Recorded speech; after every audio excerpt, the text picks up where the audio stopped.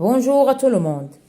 Alors aujourd'hui, on va faire une nouvelle leçon sur les cahiers de la Luciole pour les sciences niveau CE2, c'est-à-dire troisième année primaire.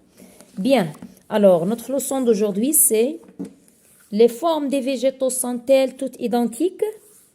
Voilà, cette leçon se trouve sur les pages 10, 11.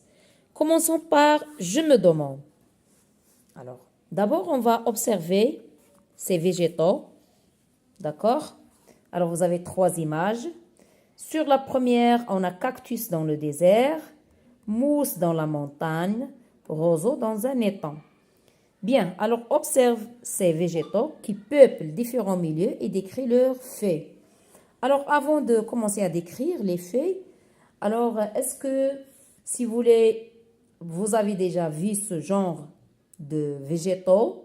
Si oui, alors est-ce que c'est dans des lieux où il y a de la chaleur, ou bien est-ce qu'il y a l'humidité, ou bien le vent, d'accord? Bien. Alors, commençons par cactus dans le désert. Alors, qu'est-ce que vous voyez? Ici, on voit bien, le cactus a des piquants. Vous voyez, il a des piquants. Et pour les mousses, comme vous le voyez, on a, ou bien c'est ce genre de végétaux, qu'est-ce qu'ils ont? Ils ont des feuilles très, très, très petites, si vous voulez, des minuscules feuilles. D'accord? Et pour le roseau, hein, voilà, le roseau a de longues feuilles plates. Bien, alors quel est le nom de la plante qui correspond à chaque explication? Alors, on a trois phrases, trois explications, et on va savoir chaque phrase ou bien chaque explication correspond à quel genre, si vous voulez, de plante. Alors, pour la première explication, les feuilles petites sont moins exposées au vent et au froid. À votre avis, est-ce que c'est cactus, mousse ou bien roseau?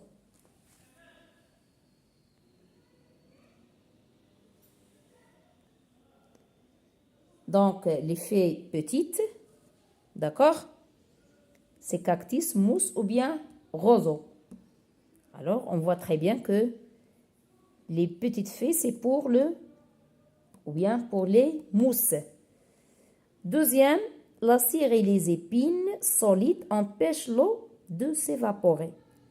Bien sûr, ici, les épines, on les voit bien sur cactus.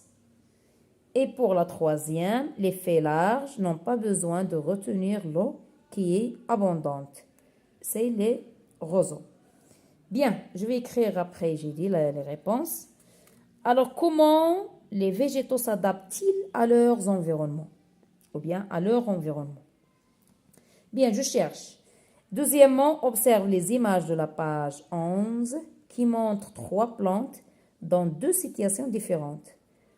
A. Relie chacune de ces plantes à la réaction que tu observes sur les images. On a l'effet de l'acacia, les fleurs de tournesol, l'effet de la rose de Jéricho. Alors, est-ce que c'est chaque type ici?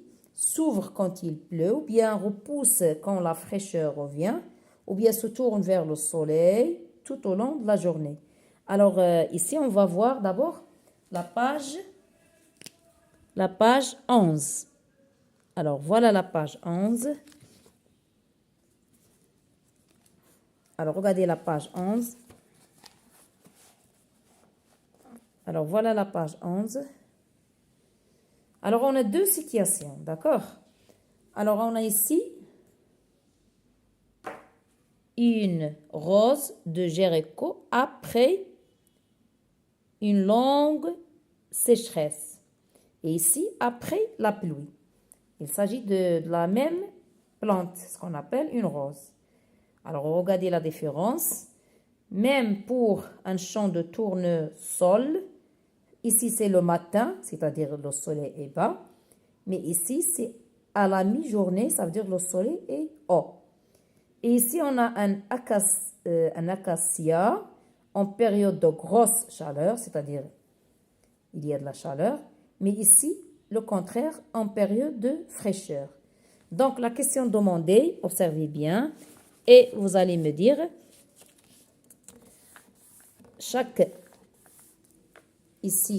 relie chacune de ces plantes à la réaction que tu observes sur les images.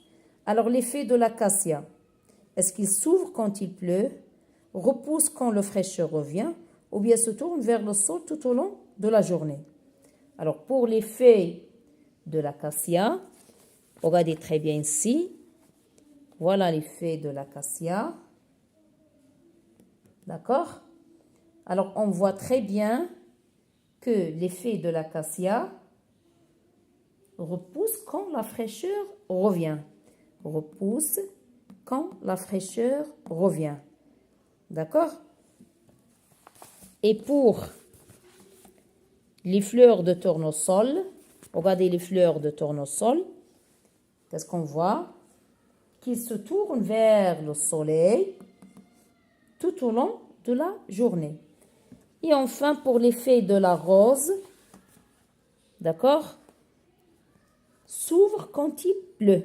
Comme vous le voyez ici, s'ouvre quand il pleut. Vous voyez, s'ouvre, vous voyez bien ici, s'ouvre quand il pleut. Voilà, on va noter tout ça. Alors, on passe d'abord à la question B. Complète ces phrases avec les mots l'humidité, l'ensoleillement et la température. Bien. La rose de Jéricho réagit à l'humidité. Le tournesol réagit à l'ensoleillement et l'acacia réagit à la température. Alors, on va noter tout ça et après, on va faire une petite conclusion avec ces mots qu'on a ici, les mots-clés.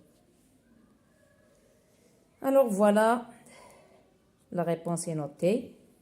Ici, on a l'effet petites sont moins exposées au vent et au froid. Vous avez ici mousse, cactus et roseau. Et voilà, ici, on a relié. Et voilà, vous notez ici l'humidité, l'ensoleillement et la température. Voilà la réponse. Et pour la petite conclusion, ce qu'on a compris, c'est que les plantes ont des formes adaptées aux conditions de leur environnement. Elles peuvent aussi réagir à la température, à l'humidité, à l'ensoleillement. Voilà pour la leçon qui se trouve sur les pages 10-11.